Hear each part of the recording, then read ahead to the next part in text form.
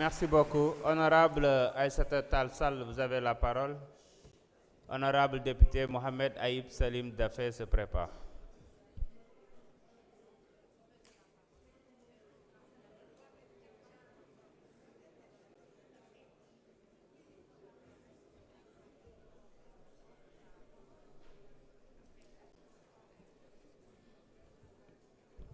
Je vous remercie, Monsieur le Président.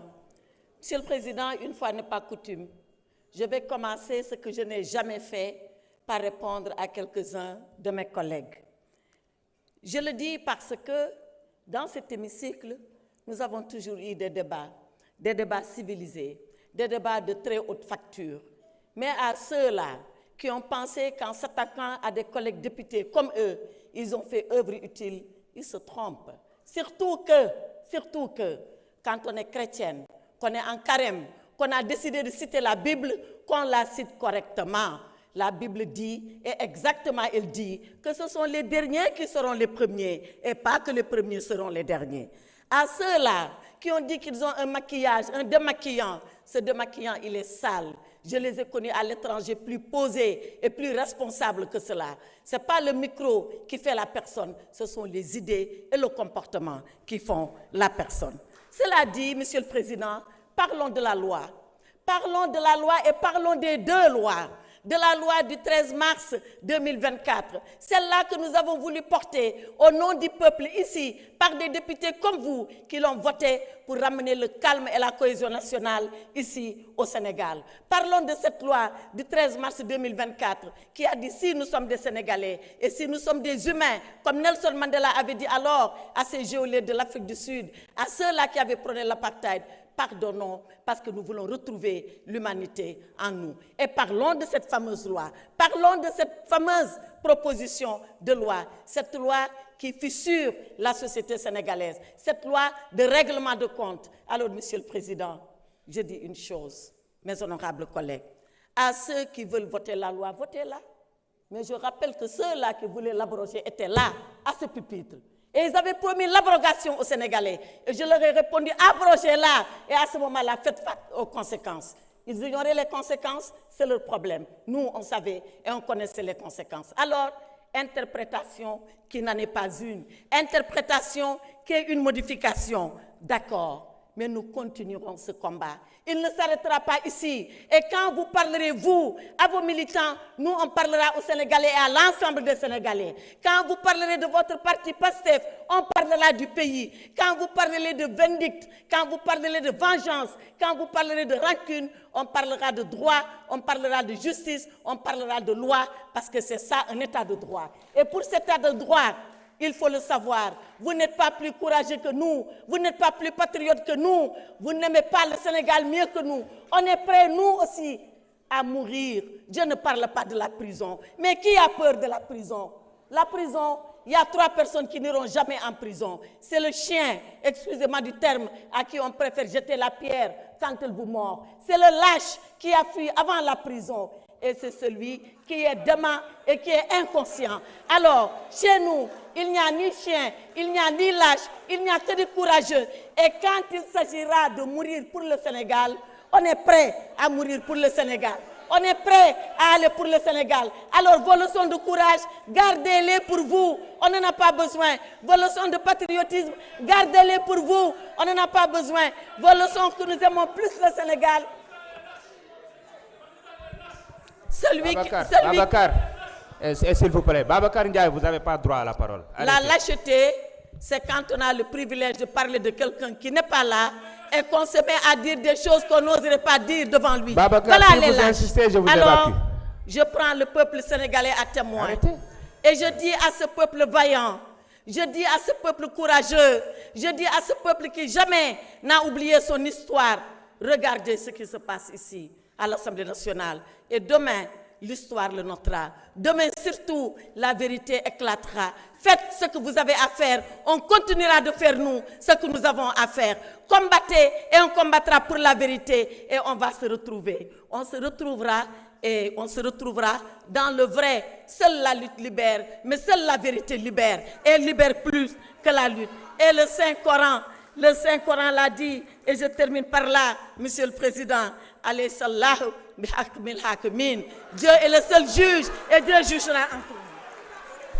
Merci beaucoup, honorable. S'il vous plaît. S'il vous plaît, vous aviez eu droit à la parole. Vous aviez eu droit à la parole, on vous a écouté, laissez les autres prononcer leur discours. Honorable Ayib Daffé, vous avez la parole.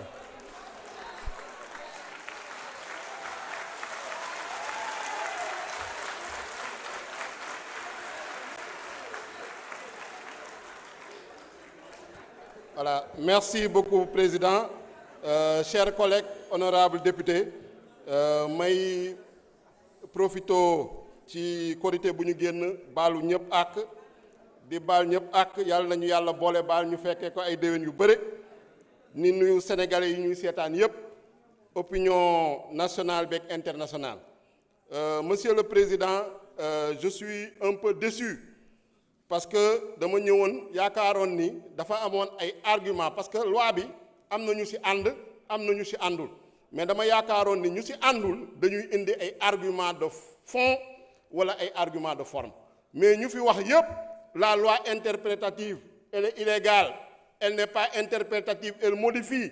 Ils n'ont apporté aucun argument, cité wuñu benn article waxuñu loi bi lan la violer.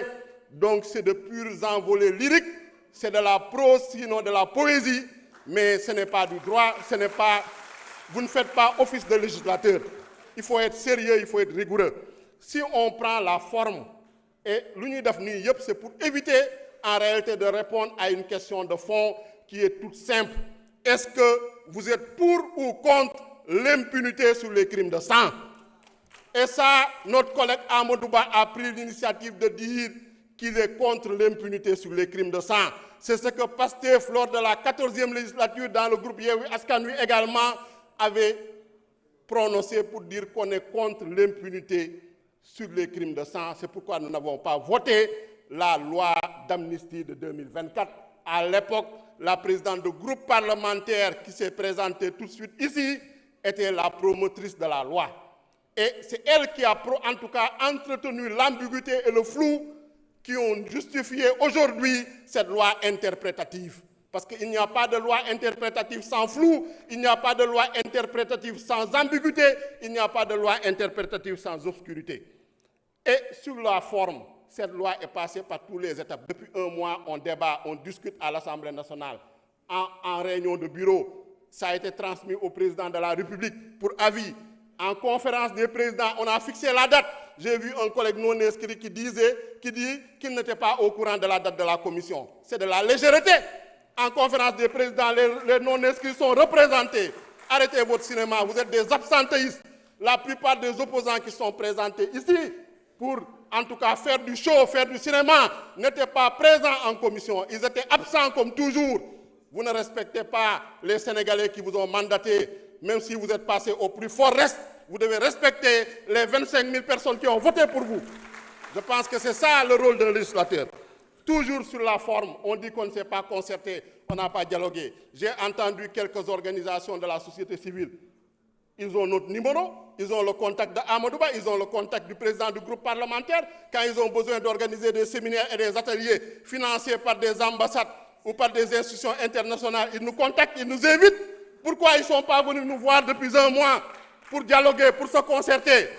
Je dis que c'est de la fuite en avant, ils ont un agenda caché. En tout cas, la vraie société civile, les victimes, les détenus, les organisations sérieuses qui travaillent et qui ont documenté ces crimes de sang en 2021 et 2024 approuvent cette loi, cette proposition de loi interprétative.